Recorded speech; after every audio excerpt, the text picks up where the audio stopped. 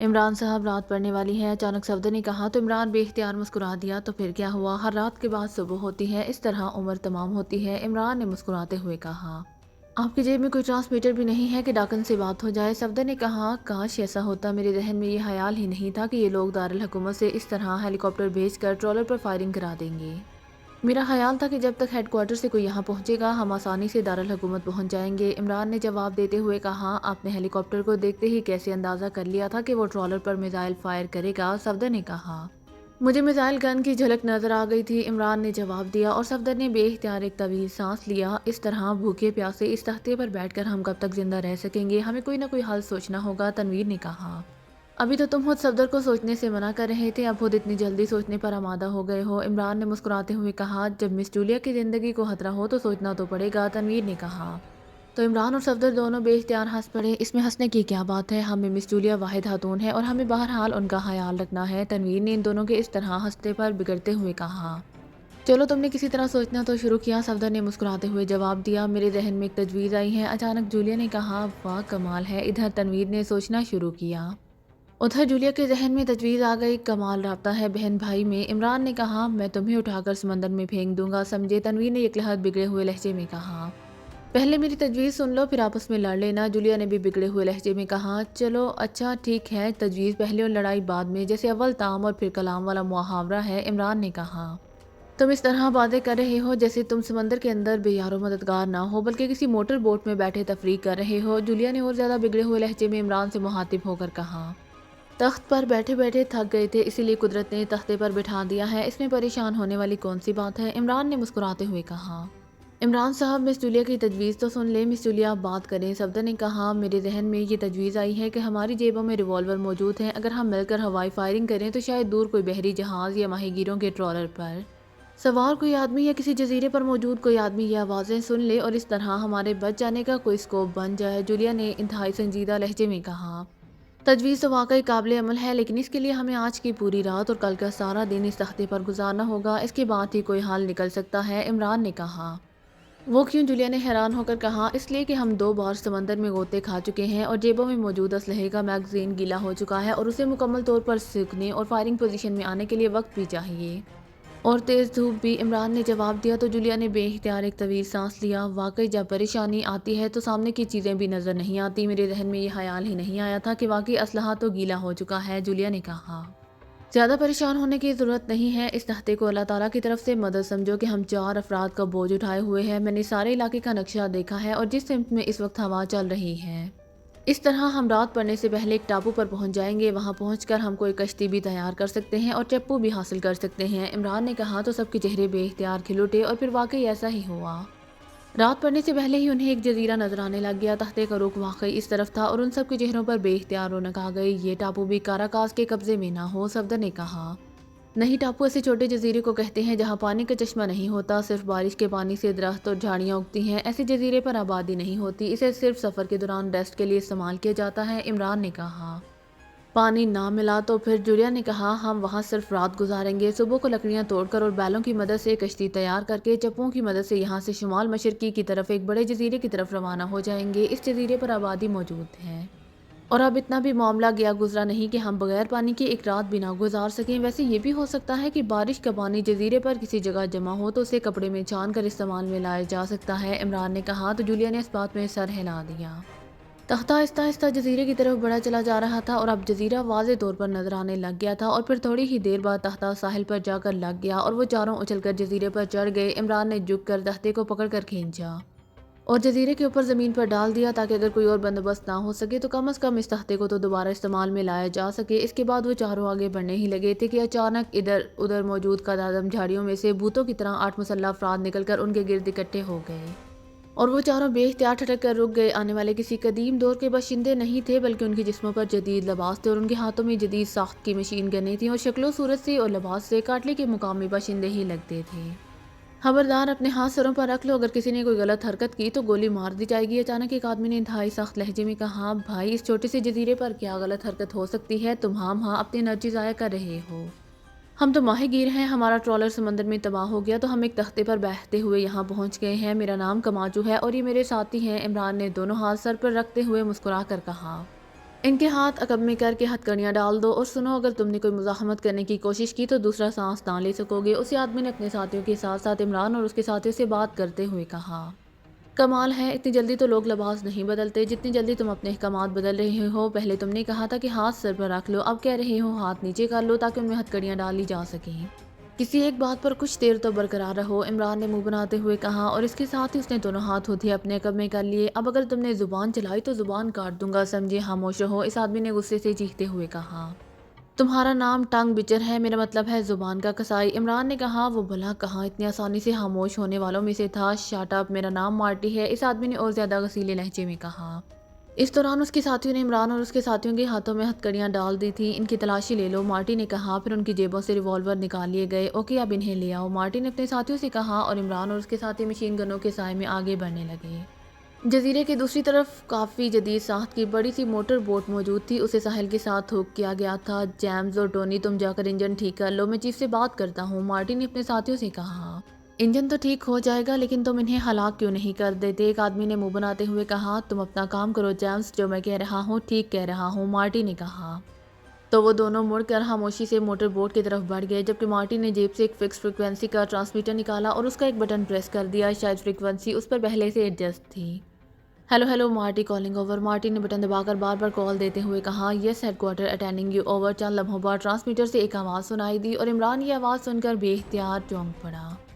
उसकी उंगलियां तेजी से अपनी हथकड़ियों के गिर्द कुलबुलाने लग गई थीं, क्योंकि ये आवाज़ सुनते ही उसे मालूम हो गया था कि उनका ताल्लुक भी काराकास से है। जाहिर है जब वो चीफ पास ये सुनेगा कि इमरान और उसके साथी बच गए हैं तो वो उन्हें फौरी तौर पर गोली से उड़ा देने का हुक्म दे देगा। इसीलिए इमरान उससे पहले हथकड़ी से अपनी कलाइयाँ आज़ाद कर लेना चाहता था। फिर उसकी उंगलियां क्लिप हथकड़ी के बटन तक पहुंच जाने में कामयाब हो गईं और हल्की सी कटक की आवाज़ के साथ ही हथकड़ी खुल गई। इमरान ने उसे एक हाथ में पकड़ लिया और अपने हाथ वैसे ही पीछे रखे। मार्टी के साथी जो उसके अकब में मौजूद थे वो सब मार्टी की तरफ मतवज्जे थे, जो इमरान और उसके साथियों के सामने ट्रांसमीटर कॉल करने में मसरूफ था। चीफ बास से बात कराएं, इंतहाई ज़रूरी बात करनी है, ओवर, मार्टी ने कहा। हेलो चीफ बास अटेंडिंग यू, कहाँ से बोल रहे हो?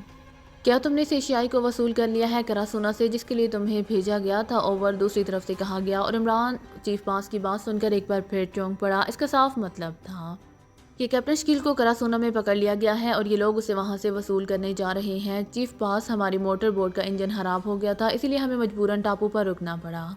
अभी हम इंजन को दुरुस्त करने की कोशिश कर रहे थे कि हमने टापू की दूसरी सिम, जो कि करार जजीरे की तरफ पड़ती है, दूर से एक तख्ते को बहकर टापू की तरफ आते हुए देखा। मैंने दूरबीन से चेक किया तो उस पर एक औरत और 3 मर्द मौजूद थे और ये चारों मुकामी थे और लिबास के लिहाज से माहिरगीर लगते थे। हमने उन्हें टापू पर आने दिया और फिर जैसे ही ये लोग यहाँ पहुँचे हमने उन्हें गिरफ्तार कर लिया। उन्होंने भी यही बताया है कि वो माहिरगीर हैं, उनका ट्रॉलर समंदर में तबाह हो गया है और ये तख्ते पर बहते हुए यहाँ पहुँचे हैं, लेकिन उनका चूंकि जजीरा करार की तरफ से तख्ता आ रहा था और मुझे इत्तला मिल गई थी कि आपके हुक्म पर एंथोनी ने हेलीकॉप्टर से मिसाइल फायर करके एक ट्रॉलर तबाह किया था, इसीलिए मैंने सोचा कि आपसे अहकामात ले लूँ, ओवर, मार्टी ने जवाब देते हुए कहा। ओ, ये वही लोग हैं जिन्होंने ब्रांक को हलाक करके करार पर कब्जा कर लिया था। ये दरअसल पाकिस्तानी एजेंट हैं। ओ, इन्हें फौरी गोली मार दो अभी और इसी वक्त, बगैर कोई वक्त ज़ाया किए, और फिर मुझे रिपोर्ट दो, ओवर एंड ऑल। दूसरी तरफ से कहा गया तो मार्टी ने ट्रांसमीटर ऑफ कर दिया। उसी लम्हे इमरान बिजली की सी तेज़ी से मुड़ा और दूसरे लम्हे उसने सामने मौजूद आदमी के हाथ से मशीन गन झपट ली। ये सब कुछ इस कदर अचानक और गैर मुतवक्के तौर पर हुआ कि कोई कुछ समझ ही ना सका। दूसरे लम्हे जजीरा रेट रेट की आवाज़ों और इंसानी चीखों से गूंज उठा और इमरान और उसके साथियों के अकब में मौजूद 6 के 6 आदमी नीचे गिरकर बुरी तरह तड़पने लगे, जबकि मार्टी हैरत से मुंह खोले किसी बुत की तरह साकत खड़ा था। उसी लम्हे जूलिया, सफदर और तनवीर तीनों ने बिजली किसी तेज़ी से मुड़कर इन तड़पने वालों के हाथों से निकलकर गिरने वाली मशीन गनें पकड़ लीं। वो भी अपनी हथकड़ियाँ खोल चुके थे, जिस तरह इमरान ने खोली थी, क्योंकि ये सिंगल बटन हथकड़ी खोलना इंतहाई आसान था। ऐसी हथकड़ियों के बटन हथकड़ी के दरमियान में होते थे और थोड़ी सी मश्क से उंगलियां मोड़कर वहां तक आसानी से ले जाई जा सकती थी। उसी लम्हे इमरान तेजी से घूमा और उसके साथ ही रेट रेट की आवाज़ों के साथ ही 2 और इंसानी चीखें सुनाई थीं और वो दोनों आदमी जो फायरिंग और चीखों की आवाज़ सुनकर बोट के किनारे पर आ गए थे, उलटकर मोटर बोट के अंदर जा गिरे। इनका पता करो सफदर, इमरान ने सफदर से कहा और सफदर सर हिलाता हुआ दौड़कर मोटर बोट की तरफ बढ़ गया। ये ट्रांसमीटर नीचे रख दो मार्टी और हाथ सर पर रखकर 2 कदम पीछे हटकर खड़े हो जाओ, इमरान ने मशीन गन का रुख मार्टी की तरफ करते हुए कराकर कहा, जबकि जूलिया दौड़कर उसके अकब में पहुंच चुकी थी। मार्टी ने बेख्तियार एक तवील सांस लिया और ट्रांसमीटर नीचे रखकर वो सीधा हुआ ही था कि यकलहर चीखता हुआ उछलकर मुंह के बल आगे जाकर गिरा और उसी लम्हे तनवीर ने आगे बढ़कर उसकी पसलियों में लात मारी। اور مارٹی ایک بار پھر چیختا ہوا پلٹ کر پشت کے بال گر گیا۔ خبردار اگر آپ حرکت کی، تنویر نے مشین گن کی نال اس کے سینے پر رکھتے ہوئے کہا۔ پہلے جولیا نے اس کی پشت پر لات مار کر اسے منہ کے بل نیچے گرایا تھا، کیونکہ عمران نے بھی دیکھ لیا تھا کہ ٹرانسمیٹر نیچے رکھ کر اٹھتے ہوئے مارٹی نے جیب میں ہاتھ ڈالنے کی کوشش کی تھی، اسی لیے جولیا نے یہ کارروائی کی تھی۔ اسے پلٹ کر اس کے دونوں ہاتھ عقب میں جھکڑ دو، عمران نے کہا، اور اس کے ساتھ ہی اس نے جھک کر اپنے پاس پڑی ہوئی ہتھکڑی اٹھا کر جولیا کی طرف اچھال دی۔ جولیا نے ایک ہاتھ سے اسے کیچ کیا، پھر تنویر نے مارٹی کو پلٹ دیا اور جولیا نے اس کے دونوں ہاتھ عقب میں کر کے اس کے ہاتھوں میں ہتھکڑی ڈال دی۔ اب اسے اٹھا کر کھڑا کر دو، عمران نے کہا، اور تنویر نے اس کا بازو پکڑ کر ایک جھٹکے سے اسے کھڑا کر دیا۔ اسی لمحے صفدر بھی موٹر بوٹ سے نکل کر ان کی طرف بڑھنے لگا۔ وہ دونوں ہلاک ہو چکے ہیں۔ صفدر نے کہا، تمہارا تعلق کاراکاس کے کس سیکشن سے ہے مارٹی؟ عمران نے مارٹی کے قریب جا کر کہا، ڈیتھ اسکواڈ سے۔ مارٹی نے جواب دیا، کیا یہ ڈیتھ اسکواڈ براہ راست چیف باس کے تحت ہے، اور کیا ڈیتھ اسکواڈ کے چیف تم خود ہو؟ عمران نے پوچھا، نہیں، چیف اور ہے، میں اس کے بحری سیکشن کا انچارج ہوں، اور ڈیتھ اسکواڈ براہ راست ہیڈ کوارٹر کے ماتحت ہے۔ مارٹی نے جواب دیتے ہوئے کہا، تمہیں چیف باس نے حکم دیا تھا کہ کرا سونا جا کر کسی پاکیزائی کو وصول کرو؟ عمران نے پوچھا، ہاں، مارٹی نے مختصر سا جواب دیتے ہوئے کہا، لیکن کرا سونا تو بند جزیرہ ہے، تم وہاں کیسے جا سکتے ہو؟ عمران نے پوچھا تو مارٹی بے اختیار چونک پڑا، تمہیں کیسے معلوم ہے یہ سب کچھ؟ مارٹی نے حیران ہو کر پوچھا، جو میں پوچھ رہا ہوں اس کا جواب دو، ورنہ تمہارا حشر عبرتناک بھی ہو سکتا ہے۔ عمران نے کہا، تم زیادہ سے زیادہ مجھے مار دو گے اور کیا کرو گے؟ مارٹی نے کہا، بھوک پیاس سے ایڑیاں رگڑ رگڑ کر مرنا انتہائی عبرتناک ہوتا ہے مارٹی، ہم تو تختے پر بیٹھ کر یہاں تک پہنچ گئے ہیں، تمہیں تو یہ تختہ بھی نصیب نہ ہو سکے گا، لیکن اگر تم نے ہمارے سوالوں کے جواب درست دے دیے تو میرا وعدہ ہے کہ تم اسی طرح گرفتار کر کے ہمیں ساتھ لے جاؤ گی اور دارالحکومت کے ساحل پر پہنچ کر ہم تمہیں آزاد کر دیں گے۔ عمران نے کہا، بغیر مشن مکمل کیے اگر میں دارالحکومت پہنچا تو میں دوسرا سانس بھی نہ لے سکوں گا۔ مارٹی نے منہ بناتے ہوئے کہا، چلو تمہارا مشن بھی مکمل کرا دیں گے، یہی مشن ہے نا کہ تم نے کرا سونا سے ایک پاکیزائی کی لاش وصول کرنی ہے، کر لینا۔ عمران نے کہا، لاش نہیں، اسے زندہ وصول کرنا ہے اور پھر اسے گولی مار کر ہلاک کر دینا ہے۔ مارٹی نے جواب دیا، کیا اسے وہاں کرا سونا پر گولی نہیں ماری جا سکتی جو اسے باہر لے جا کر مارنی ہے؟ عمران نے حیرت کا اظہار کرتے ہوئے کہا، وہاں اب صرف سائنسدان ہے اور سائنسدانوں نے اسے گولی مارنے سے انکار کر دیا ہے، اور جزیرے پر ایسا کوئی آدمی زندہ نہیں رہا جو اسے گولی مار سکے۔ مارٹی نے جواب دیا، لیکن اب تو رات پڑ گئی ہے، رات کو تو ظاہر ہے تم وہاں نہیں جا سکتے، صبح کو ہی جاؤ گے۔ عمران نے کہا، نہیں، انجن ٹھیک ہوتے ہی ہم نے روانہ ہو جانا تھا، ہماری جدید موٹر بوٹ کے لیے رات اور دن میں کوئی فرق نہیں ہے۔ مارٹی نے جواب دیا، اسے جزیرے کی دوسری طرف لے جاؤ۔ عمران نے تنویر سے کہا، اور تنویر نے مارٹی کو بازو سے پکڑا اور گھسیٹتا ہوا اس طرف لے جانے لگا جدھر سے عمران اور اس کے ساتھیوں کو لے کر آیا گیا تھا۔ صفدر، تم جا کر موٹر بوٹ کے انجن کو چیک کرو اور اسے ٹھیک کرو، کیپٹن شکیل پھنس گیا ہے اور قدرت نے ہمیں اس کی امداد کے لیے یہاں بھجوایا ہے، ہم نے وہاں پہنچنا ہے، جلدی کرو۔ عمران نے صفدر سے کہا، اور صفدر سر ہلاتا ہوا مڑ کر موٹر بوٹ کی طرف چلا گیا۔ عمران نے ٹرانسمیٹر کا بٹن آن کر دیا۔ Hello hello Marty calling over. Imran نے مارٹی کی آواز اور لہجے میں کال دیتے ہوئے کہا، yes headquarter returning you over. دوسری طرف سے آواز سنائی دی، چیف باس سے بات کراؤ، میں نے انہیں رپورٹ دینی ہے، اوور۔ عمران نے کہا، hello chief boss returning you, کیا رپورٹ ہے، اوور۔ چند لمحوں بعد چیف باس کی آواز سنائی دی، آپ کے حکم کی تعمیل کر دی گئی ہے چیف باس، اب ان کی لاشیں یہاں جزیرے پر ہی پڑی رہنے دوں یا انہیں سمندر میں پھینکوا دوں، کیونکہ موٹر بوٹ کا انجن درست ہو گیا ہے اور ہم اب کراسونا کی طرف روانہ ہو رہے ہیں، اوور۔ عمران نے کہا، کیا انہوں نے کوئی مزاحمت نہیں کی، اوور؟ چیف باس نے پوچھا، نہیں باس، ان کے ہاتھ ان کے عقب میں بندھے ہوئے تھے اور وہ ساحل پر موجود تھے جبکہ میں نے جزیرے کے اندر سے آپ کو کال کیا تھا، اور کال ختم ہوتے ہی میں نے خود مشین گن پکڑ کر ان پر فائر کھول دیا اور وہ چاروں ایک لمحے میں ختم ہو گئے، اوور۔ عمران نے جواب دیا، تمہارے ساتھ کتنے آدمی ہیں، اوور؟ چیف باس نے پوچھا، میرے علاوہ 8 آدمی ہیں، اوور۔ عمران نے جواب دیا، تمہارا اسسٹنٹ جیمز ہے نا، اسے بلاؤ اور کہو کہ وہ مجھ سے بات کرے، اوور۔ چیف باس نے کہا تو عمران بے اختیار مسکرا دیا، وہ سمجھ گیا تھا کہ چیف باس بے حد وہمی آدمی ہے اور اسے یہ خطرہ ہے کہ کہیں مارٹی کے بجائے کوئی اور مارٹی بن کر اسے بات نہ کر رہا ہو، اور شاید مارٹی کی آواز ہیڈ کوارٹر کے کمپیوٹر میں فیڈ نہیں ہوگی، اسی لیے اس نے جیمز سے بات کرنے کی بات کی ہوگی۔